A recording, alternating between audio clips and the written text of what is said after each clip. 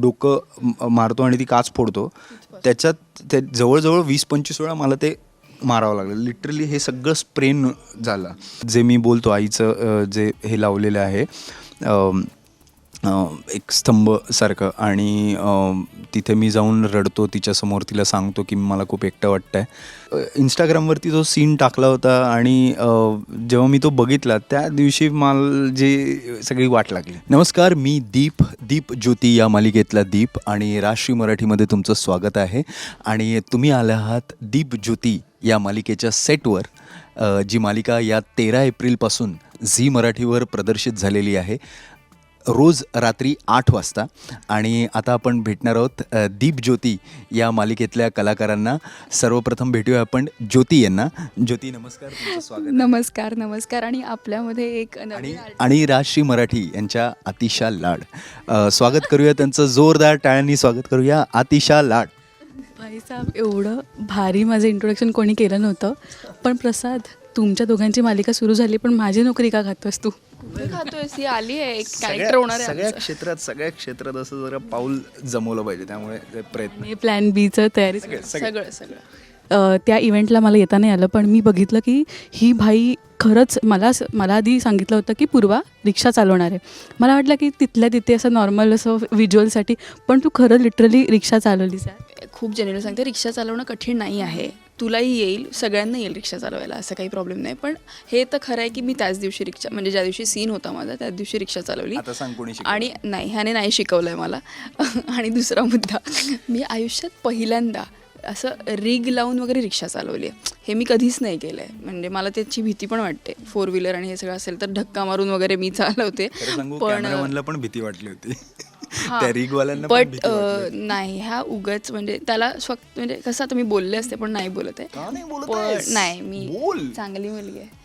तर पहिल्यांदा आयुष्यात रिग लावून वगैरे केलं, आणि ते खूप हेवी असतं. मला अजिबात त्याचं म्हणजे माहीतही नव्हतं की हे करायचं आहे, बट ती मजा आलेली मला करायला. नाही, पण जेन्युइनली जोक सपाट, आय थिंक मी पण पहिल्यांदा बघितलं, आणि मी एपिसोड बघितल्यानंतर खरंच कोणीही सांगू शकतं, भाई हिनी जी चालवली आहे ना ती खतरनाक चालवली आहे. आणि ते स्टंट पिंटला ऑब्व्हियसली थोडंसं डबल वगैरे असतात, पण जे काय ती बऱ्यापैकी तो जो शॉट बघितला असेल तुम्ही, अशी रिक्षाला अशी राईट साईडला धडक देते लेफ्ट, ती तिने ॲक्च्युअली केलेलं आहे. हां, ते वरून जे दाखवलंय ते ॲक्च्युअली झालंय माझ्याकडनं. पूर्वाने ठरवलं आहे चॅलेंजेस ज्या सिरियलमध्ये असेल त्याच ती सिरियल आपण करायची. शिवामध्ये आणि आता ही येत होती, मला आधी कळलंच नाही पूर्वा समोरून येते छुमछुम पायामध्ये पैंजण, आणि शिवाच्या एकदम ऑपोजिट आहे. तर त्याचंच कौतुक आहे मला या गोष्टीचं की मी अगदी ड्रास्टिक चेंज आहे लुकमध्ये, असण्यामध्ये, सगळ्याचमध्ये. पैंजण वगैरे घालणं इथपर्यंत तर काहीच नव्हतं शिवामध्ये, बट हे मजा येते मला. हाय काय कसर भरून काढणार असं नटायची. हो, सगळ्याची कसर भरून काढणार, केसांची, सगळ्यांची. आधीच्या मालिकेतही ती एकदम अशी रावडी होती. आता ती रावडी नसली तरी पण सेमी रावडी आहे ना. सेमी रावडी नाही आहे, सगळं ह्याने घेऊन टाकलंय. मागच्या मालिकेत मी पूर्ण शुद्धीत होतो, या मालिकेत मी अजिबात शुद्धीत नाहीये. एक्स्ट्रीम गोष्टीतला शिरा होता तो, माझ्यात काही नाहीये आता. साजूक तुपातला शिरा होतो तेव्हा, आणि आता मावरा. मग ते सगळा रावडीपणा ह्याने घेतलेला आहे. सो आता माझ्याकडे काही नाही आहे. मी अजिबात रावडी वगैरे नाहीये, मी आपला. बट ज्या फीलने एक स्टाईलाइज गोष्टी आहेत त्याच्याकडे, आणि तो फील आहे जो आधीच्या सिरियलमध्ये तसा नव्हता. सो ही खूप इंटरेस्टिंग गोष्ट आहे. सकाळ टू संध्याकाळ मस्त मी ऑन असतो, आणि ऑन मध्ये मी रमत गमत असतो. ही गोष्ट एक ह्याच्याकडनं शिकण्यासारखी आहे की मला एवढी एनर्जी माझ्याकडे नसते. माझी एनर्जी लो, थोडासा कंटाळा, हे सगळं मला होतं. बट ह्या माणसाची एनर्जी रात्रीही असं असतं की चला चला कर, अरे थांबा चला. 9 ते 9 आगीत उडी मारणे, आग लावणे, बिल्डिंगवर चढणे, बिल्डिंग अंगावर चढून घेणे, हे सगळं मी करू शकतो. फक्त 9 पर्यंत. 9 नंतर मी माणूस होतो आणि घरी जातो. हा माझा डायलॉग नव्हे, हा संजय मोने, माननीय श्री संजय मोने यांचा डायलॉग आहे, जो मी सगळीकडे चेपतो. प्रसादचं कौतुक की ही फ्रेम पण प्रसादनी सेट केली आहे. सगळं त्यांनी उचलून वगैरे छान हे केलं, म्हणजे क्याही म्हणजे त्याला सगळ्या प्रकारचे तो काय करतो मी तुम्हाला सांगते. आम्ही सीन करत असतो तर तो तेवढाच एनर्जेटिक असतो की समोरच्याला पॉझिटिव्हिटी देतो की आपण करूया. तर तो मॉब हँडल करेल. तो म्हणेल की मी हे उचलायचं मी करतो. तो म्हणेल ते करायचं आहे. अरे मी 1 मिनिट थांब मेकअप मी करतो का बस. अरे माधवी तिकडे जा गं तू ते कर मी ह्यांना सांभाळतो. मग तो सगळ्यांना सांभाळेल. मग तिकडे त्यांना ओरडेल किंवा सांगेल की तिकडून बाजूला सगळं करेल आणि मग एक सीनला सुरुवात होईल. सो एवढी एनर्जी ह्याच्याकडे आहे सगळं करण्याची. नाही म्हणजे माझं असं म्हणणं असतं की कधी कधी आपण कॅमेऱ्याच्या त्या साईडला सगळे असतात, डिरेक्टर्स, असिस्टंट डिरेक्टर, या साईडला ज्युनियर आर्टिस्टसोबत शक्यतोवर आपण असतो ना, तर त्यांना पटकन सांगू शकतो ना. तेवढ्यासाठी ती तिकडनं असिस्टंट तिकडनं पळत येणार, मग सांगणार, मग तेवढा वेळ जाणार. त्यापेक्षा आपलं पटकन. पण हे एक गोष्ट तर आहे की आम्हाला श्युरिटी नव्हती की आम्ही कसे दिसणार आहोत एकत्र. त्याची एक गंमत आहे. हां, एकत्र कसे दिसणार आहोत अजिबात माहीत नव्हतं. बट आमचं एक रँडम फोटोशूट झालं. सो फोटोशूटला आम्ही आमचे फोटो स्वतःहून त्या कॅमेऱ्यात बघितले आणि आम्हाला असं झालं की हे चांगलं दिसतंय. म्हणजे आपणच आपल्या बाबतीत शुअर होऊन जातो ना थोडंसं, तसं आम्ही शुअर झालो की हे चांगलं दिसतंय. का की तोपर्यंत आम्ही असं होतं की आम्हाला नाही वाटत आहे आम्ही दोघं एकमेकांबरोबर छान दिसतोय. बॅकग्राऊंड देतो की काय आहे की पूर्वा कौशिक जिनी शिवा प्ले केला आहे, त्याच्यानंतर प्रसाद जवदे ज्यांनी आदित्य प्ले केला आहे. आता हे 2 प्रॉपर चांगले गाजलेले मालिका होत्या आणि कट्टू चॅनलनी ठरवलं की ह्या 2 पेअर कधी आता त्यांच्या डोक्यात ते क्लिअर असतात. आम्ही पहिल्यांदा एकत्र जे समोर आलो त्याच्या आधी रीडिंग वगैरे झाली होती, वर्कशॉप झालं होतं, हे सगळं झालं तेव्हा एकत्र असं काही फार डायलॉग नव्हते किंवा काही बोललो नव्हतं. फोटोशूटला आम्ही पहिल्यांदा एकत्र उभे राहिलो. ही एक चांगली गोष्ट आहे की ना आपण त्या आविर्भावात नसतो की आत्ता मी लीड साकारली, आता परत मला त्याच लेवलचं काम मिळेल. प्रसादचं कौतुक की त्यांनी पुन्हा ऑडिशन दिलं ह्याच्यासाठी, म्हणजे ग्रेट आहे. डेफिनेटली दोघांनाही ऑडिशनसाठीच म्हणजे लुक टेस्ट होती माझी डिरेक्टर खरं तर, पण त्यांच्या डोक्यात फिक्स होतं. मला ह्याचंच कौतुक आहे की यांना फिक्स होतं की आपण ह्यांना विचारूया.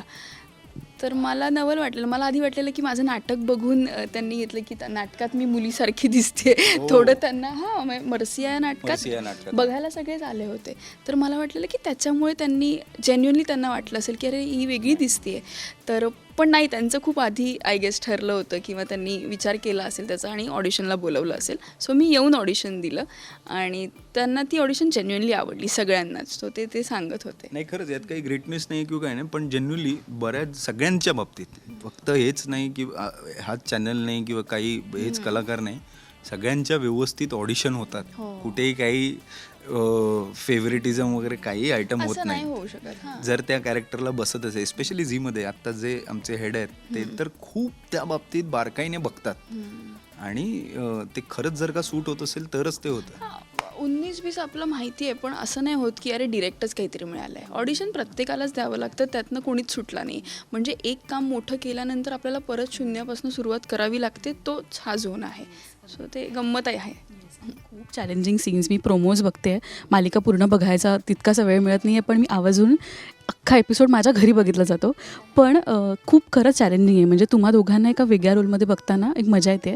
जसं तुझा एक डायलॉग होता की घर चालक म्हणायचं, रिक्षा कुटुंब चालक. येस. आणि तसंच प्रसादचंही सीन्स होते की तो दारू पितानाचा जो सीन होता, इतका कन्व्हिक्शनने तुम्ही तो केला आहे. तुमच्यासाठी चॅलेंजिंग आत्तापर्यंत कोणता होता? ते आत्तापर्यंत ज्योती हे कॅरेक्टरच चॅलेंजिंग आहे माझ्यासाठी. मला वाटलंही नव्हतं आयुष्यात की म्हणजे इतकं सोज्वळ काहीतरी आपण करावं. ती सोज्वळ नसून पूर्वाचा पण थोडासा टच आहे त्याच्यात, असं नाही की नाही आहे. मी तेच अजूनही प्रोसेसमध्येच आहे. पण खूप जेन्युअनली सांगायचं तर की मला मजा येते करायला, कारण की आपल्याला बारकावे काढता येतात, हे नाही ते असं करता येतं. कधी कधी माझाच आवाज मला खटकतो की अरे हे आपण नाही केलं आहे बरोबर, पण कधी कधी असं होतं की नाही अशा पद्धतीने बोलूया. सो ही गंमत ज्योती करताना खूप येते आणि कठीण पण वाटतं तेवढंच की नाही आपल्याला राग कदाचित येऊ शकतो शिवासारखाच किंवा पूर्वासारखा, पण तसं नको आहे. तर ते मला खूप आवडते आणि खूप जेन्युअनली प्रसादचं कौतुक करायचं आहे. मला त्याचे सगळे सीन आवडत आहेत, शपथ. म्हणजे ह्याच्यात काहीही दुमत नाही आहे. आणि मी असं हेजिटेड होऊन किंवा इंटरव्ह्यू चालू आहे म्हणून असं नाही म्हणणार. मला जेन्युअनली सगळे सीन त्याचे आवडतात. सगळे सीन तो उत्तम करतो आहे. मला खूप खरे वाटतात ते सीन, त्यामुळे मजा येते. दारूवाला सीन खरंच आवडलेला. मी तो प्रोमो पुन्हा बघत होते. ते स्निपेट्स येतात ना झीवर, ते कारण का आईशी तू बोलतोयस त्या सीनमध्ये आणि तू आईशी खूप जवळ होता. सो मला ते खूप कनेक्ट झालं आहे ना. प्रसाद, त्या सीन मागे काय? नाही, मी तू म्हणालीस जसं ॲक्च्युली सगळेच सीन माझ्यासाठी जेव्हा आत्ता मालिका इथपर्यंत येऊन ठेपली आहे की मला कस्टडीमध्ये टाकलं आहे आतमध्ये आणि दोन्ही म्हणजे ज्योतीचा भाऊ आणि तिचा होणारा जिजू हे दोघंही एक्सपायर झाले आहेत. इथपर्यंत मालिका आलेली आहे. माझ्यासाठी खरंच सुरुवातीचे सगळे दिवस म्हणजे 15-20 दिवस मला आठवत आहे, मी रोज घरी जाऊन अमृतासमोर रडायचो की म्हणलं या रामू हे खूप एक्झॉस्टिंग आहे, खूप एक्झॉस्टिंग आहे. कारण की मी सकाळी आलो ते रात्री जाईस्तोवर नुसता डोळ्यात ग्लीज भरायचो, लाल करायचो, ते रडतोय नुसता. प्रत्येक सीन तसा होता माझा आणि खूप इंटेन्सिटी होती. राईट फ्रॉम प्रोमोमध्ये मी जे त्या काचेला डोकं मारतो आणि ती काच फोडतो, त्याच्यात ते जवळजवळ 20-25 वेळा मला ते मारावं लागलं. लिटरली हे सगळं स्प्रेन झालं. तर ते सगळेच. पण येस, म्हणजे तू म्हणशील तर माझा पण तो फेवरेट सीन होता. त्या दिवशी मला तो करताना काही जाणवलं नाही मला ऑनेस्टली. आईसोबत जे मी बोलतो, आईचं जे हे लावलेलं आहे एक स्तंभसारखं आणि तिथे मी जाऊन रडतो तिच्यासमोर, तिला सांगतो की मला खूप एकटं वाटतं आहे. त्या दिवशी सीन करताना मला कणभरही जाणवलं नाही, काहीच नाही. म्हणजे मी लिटरली ते thanks to our director Amit ज्या प्रकारे ते सगळं करून घेतो आहे ना, ते जाणवत नाही. वेरॅज मी आणि Amit we are sailing in the same boat. तरी पण ते त्या दिवशी जाणवलं नाही. पण नंतर जेव्हा मी इंस्टाग्रामवरती तो सीन टाकला होता आणि जेव्हा मी तो बघितला त्या दिवशी मला जे सगळी वाट लागली. आणि येस, तो माझा सो फार द फेवरेट. आणि त्याला वेगळी मजा आली होती त्या सीनमध्ये. मुद्दा काय माहिती आहे का, जनरली असं होतं की मुलीकडे किंवा एखाद्या फिमेल कॅरेक्टरकडे ना जास्त झुकलं जातं पब्लिक, की तो सिम्पथी जेन्युइनली जास्त येते. हा माझा लुकआउट आहे किंवा हा माझा बघण्याचा पर्स्पेक्टिव्ह आहे की माझी सिम्पथी जास्त दीप या कॅरेक्टरकडे जाते एक माणूस म्हणून. ती जाणारच आहे, इव्हेंच्युअली त्या माणसाकडेच जाणार आहे की आहे. म्हणजे ज्योतीकडे असणारच सिम्पथी, कारण की तिच्याकडे सिच्युएशनल तशी आहे.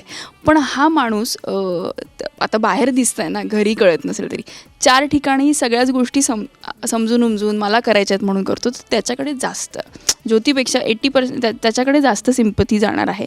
आणि जी मला खूप आवडते, मला एक माणूस म्हणून खूप आवडतं आहे ते. सो त्याच्यामुळे ते मला कॅरेक्टर खूप आवडतं. आणि मलाही खरंच कनेक्ट होतं आहे, सिरियलच कनेक्ट होते ओव्हरऑल. पण आत्ता जस्ट 15 दिवस झाले ना आपली मालिका स्टार्ट होऊन. आत्ता 9 दिवस झाले बरोबर. 9 एपिसोड आलेत. आणि मुळात काय ना, ह्या सिरियलची गंमत अशी आहे की खूप लोक खूप गोष्टींना रिलेट करतात. रिक्षाचं म्हण, माणूस म्हणून म्हण. खूप लोकांना एखादी फॅमिली, आमच्या फॅमिलीमध्ये पण असं घडलं आहे म्हणून आम्ही काहीतरी करायला लागलो, आमच्या फॅमिलीमध्ये पण हे घडलं म्हणून आम्हाला रिक्षा चालवावी लागली, अशी खूप लोकं भेटली. तर त्यामुळे रिलेट होणार एवढं तर कन्फर्म आहे. लिटरली तुला सांगतो मी, आमच्या प्रेस कॉन्फरन्सला बरेचसे कुटुंबचालकांना बोलवलं होतं, ठाण्यातले स्पेशली, जे काही कारणास्तव रिक्षा चालवायला लागले आणि घर उत्पन्नासाठी वगैरे. तर हिने जशी त्या एका दुसऱ्या रिक्षावाल्याच्या कानाखाली मारली, असा सीन होता. तर म्हणजे टाळ्या आणि शिट्ट्या पडल्या. कारण की त्यांच्या आयुष्यात सेम घडतंय.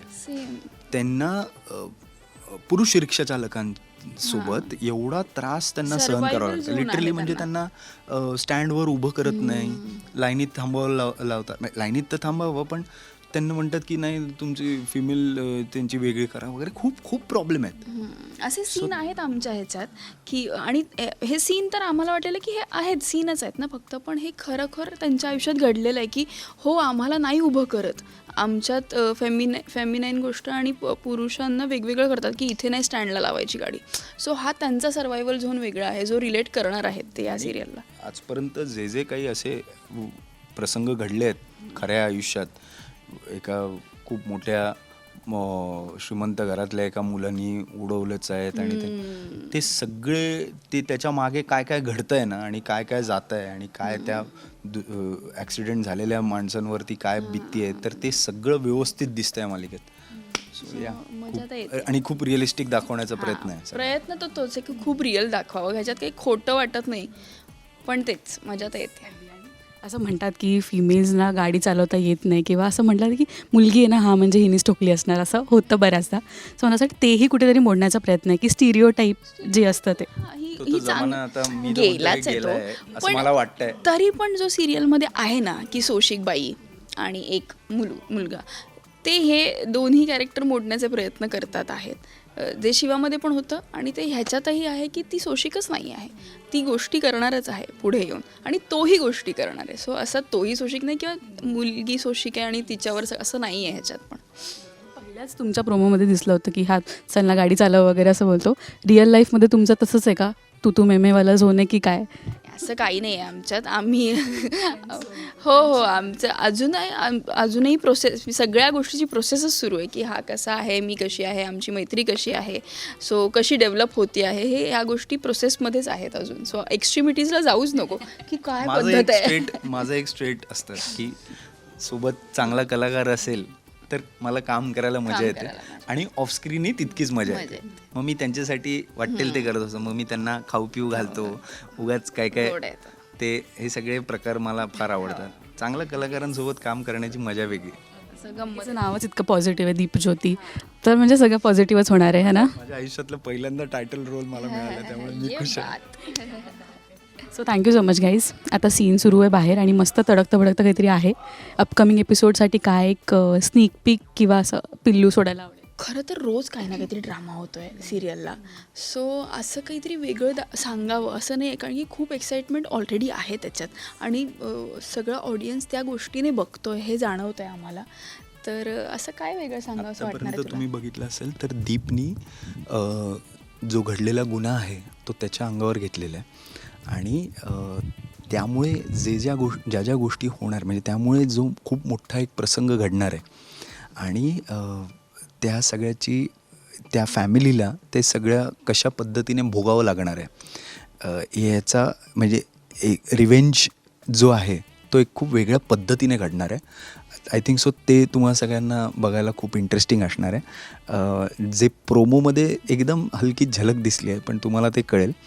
आत्तापर्यंत तुम्ही बघितलं असेल तर ज्योती ही कुटुंबचालक आहे, आणि ती हळूचकन रात्री रिक्षा काढते आणि ती कुटुंबासाठी पैसे कमवून आणते, आणि तर त्यांची रिक्षा उद्ध्वस्त झालेली आहे. तिचा भाऊ, तिचे होणारे जिजू हे एक्सपायर झालेले आहेत, आणि आता इथून पुढे त्यांची गोष्ट कशी पुढे जाणार आहे ज्योतीची, हे बघायला प्लीज विसरू नका. झी मराठीवर रोज रात्री 8 वाजता दीपज्योती. प्लीज बघा आणि आम्हाला कमेंट्स करा. Thank you so much. राष्ट्रीय मराठी धन्यवाद. खूप धन्यवाद आणि खूप मजा आली. आता आपण भेटत राहूच. मालिका जशी अजून छान तुमचे ट्रॅक्स येतील तेव्हा अजून मजा येईल बोलायला. So thank you guys. थँक्यू.